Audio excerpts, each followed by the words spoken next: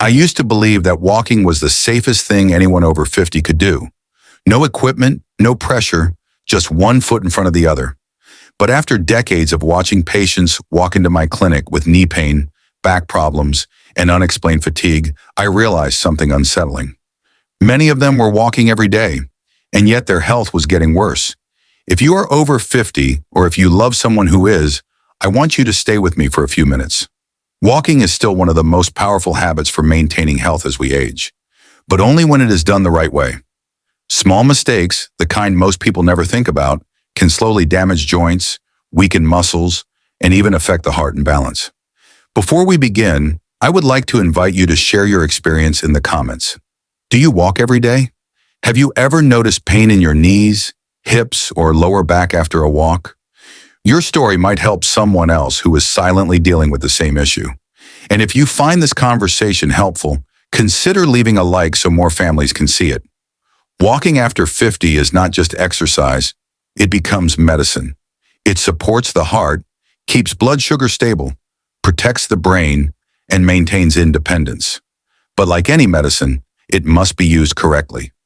Over the years, I have seen many older adults proudly tell me that they walk every morning. Some wake before sunrise, put on their shoes, and walk for 30 or 40 minutes around their neighborhood. They believe they are doing everything right. Yet many of them slowly develop the same problems. I remember a gentleman in his early 60s who came to see me because of persistent knee pain. He was proud of his discipline. He had walked every single day for 10 years without missing a morning. But when we talked more carefully, I noticed several small details about the way he walked. Details that seemed harmless, but over time were putting enormous stress on his joints. One of the most common problems I see is walking too fast without preparation. Many people step outside and immediately begin walking at a brisk pace, as if they were late for something. When we were younger, our muscles and tendons could adapt quickly. But after 50, the body needs a gentle transition. Without that warm-up period, the knees, hips, and lower back absorb the shock directly. At first, it feels fine. Months later, stiffness appears. Years later, the joints begin to protest. Another quiet mistake is walking with poor posture. I often see people leaning forward, looking down at the ground, shoulders rounded, neck bent toward their phone or the pavement.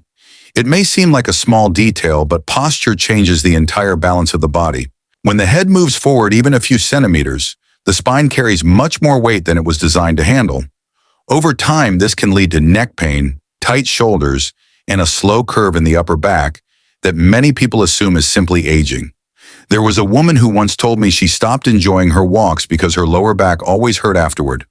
When I watched her walk across the clinic hallway, I noticed her steps were very heavy and her shoulders were collapsed inward. With just a few simple posture adjustments, her walks became comfortable again within weeks. Another habit that quietly harms many older walkers is ignoring the arms. Many people keep their arms stiff at their sides or folded in front of their body.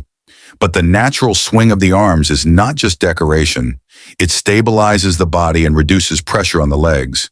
When the arms stop moving, the legs and hips must work much harder to maintain balance. Then there is the issue of footwear. I cannot count how many times I have seen older adults walking long distances in shoes that are worn out, too thin, or simply not designed for walking. The cushioning disappears slowly, so people do not notice it happening, but the joints notice. Every step sends small shocks upward from the ground through the ankles, knees, and spine. Sometimes the mistake is even simpler. Many people walk every day, but never vary their routine. The same speed, the same distance, the same flat road. At first, this seems like discipline, but the body adapts quickly. Muscles that are not challenged in different ways slowly weaken, especially the stabilizing muscles around the hips.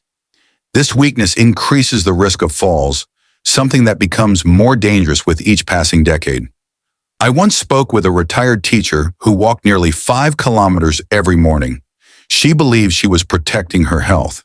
Yet she also admitted she felt increasingly unsteady when stepping off curbs or walking on uneven ground. Her long daily walks were strengthening certain muscles, but neglecting others that are essential for balance. Another quiet mistake is walking while completely distracted. Some people scroll through their phones.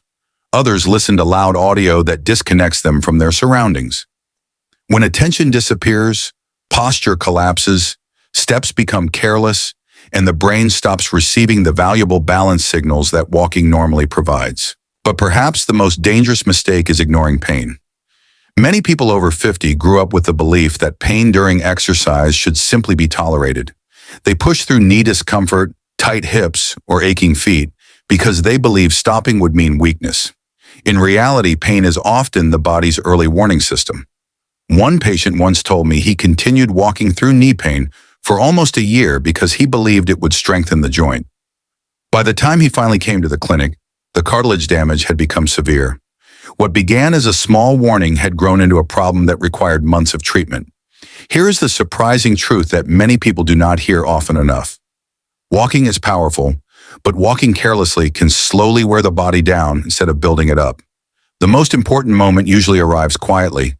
It is the day when someone who has walked for years suddenly notices that getting out of bed feels harder, or that the knees ache after climbing stairs.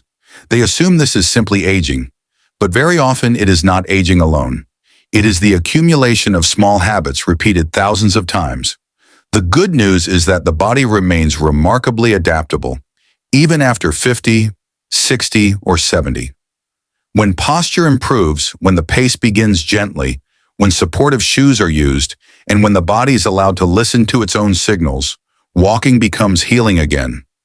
I have seen people in their 70s regain comfort in their joints simply by adjusting how they walk. The distance did not need to change dramatically. The body just needed a little more respect and awareness. Walking should feel like cooperation with the body, not a battle against it. The rhythm of your steps should feel steady and relaxed. Your shoulders open, your breathing calm. When walking is done this way, it nourishes the heart, protects the brain, strengthens the bones, and keeps the spirit connected to the world outside the door. If there is one thing I hope you remember, it is that healthy walking is not about how far you go or how fast you move. It is about how kindly you treat the body that carries you. Thank you for spending this time with me. If this message reminded you of someone you care about, consider sharing this video with them. It might help them protect their health in ways they never considered. And if you would like to continue these conversations about healthy aging, gentle movement, and protecting the body as the years pass, I invite you to subscribe to the channel and leave a like on this video. Your support allows these messages to reach more families around the world. Take care of your steps, because each one carries you toward the life you want to keep living.